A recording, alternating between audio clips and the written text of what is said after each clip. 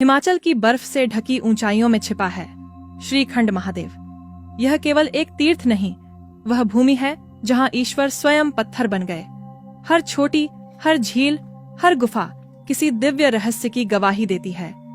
श्रीखंड महादेव न केवल एक तीर्थ, न केवल एक शिवलिंग, यह एक ऐसी चोटी है जहां ईश्वर ने स्वयं को छुपा लिया, जहां शिव ने त्याग किया, पार्वती ने प्रेम बहाया और विष्णु ने धर्म की रक्षा की।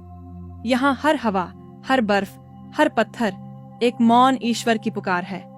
भस्मासुर नामक एक राक्षस ने शिव की कठोर तपस्या की। उसका उद्देश्य भक्ति नहीं, बल्कि माता पार्वती को प्राप्त करना था, क्योंकि वह उनके सौंदर्य से मोहित हो चुका था। उसे यह पता था, जब तक शिव जीवित हैं, वह पार्वती को नहीं पा सकता। इसलिए उसने तपस्या की, ताकि शिव को ही भस्म कर सके। भोलेनाथ शिव ने अपने सरल स्वभाव के कारण उसे वरदान दे दिया, जिससे वह किसी के सिर पर हाथ रखे तो वह भस्म हो जाए। जैसे ही भस्मासुर को वरदान मिला, उसने तुरंत शिव को ही निशाना बनाया।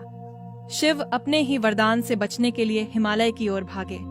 वे पहुंचे हिमाचल की निर्मंड घाटी, जहां उन्होंने योग बल से एक गुफा बनाई, जिसे आज देवढांक गुफा कहा जाता है।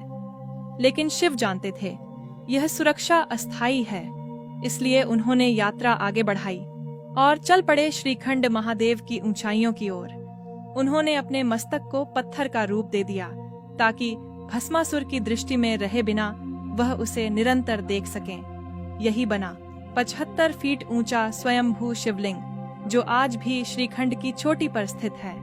यह साधारण शिवलिंग नहीं है, यह शिव का स्वयं का सिर है, जो उन्होंने त्याग और समर्पण के रूप में प्रकट किया।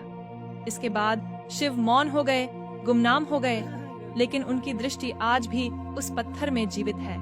जब माता पार्वती को शिव के लुप्त होने का ज्ञान हुआ, उनका हृदय पीड़ा से भर गया।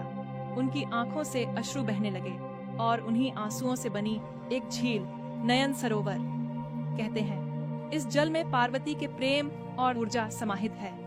इसे आंखों में लगाने से नेत्र रोग समाप्त हो जाते हैं। पार्वती के विलाप से देवलोक भी कांप उठा। विष्णु ने मोहिनी रूप धारण किया, जिसका सौंदर्य देख भस्मासुर मोहित हो गया। मोहिनी ने उसे नृत्य में उलझा दिया और उसने हर मुद्रा की नकल की। जब मोहिनी ने सिर पर हाथ रखा, भस्मासुर ने भी वही किया और स्वयं ही भस्म हो गया। जिस स्थान पर यह घटना हुई, वहां की धरती आज भी लाल जल से भरी है। उसे कहते हैं भीम द्वारी। समय बीता। जब पांडव स्वर्ग की ओर प्रस्थान कर रहे थे, उन्होंने भी श्रीखंड का यही मार्ग चुना।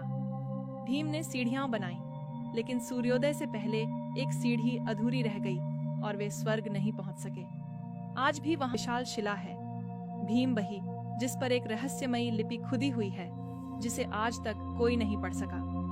श्रीखंड महादेव न सिर्फ एक मंदिर है, न सिर्फ एक शिवलिंग, यह एक समर्पण की चोटी है, जहां शिव ने स्वयं को गुम कर दिया, पार्वती ने अपना हृदय बहा दिया और विष्णु ने धर्म की रक्षा का व्रत निभाया। ओम नमः शिवाय।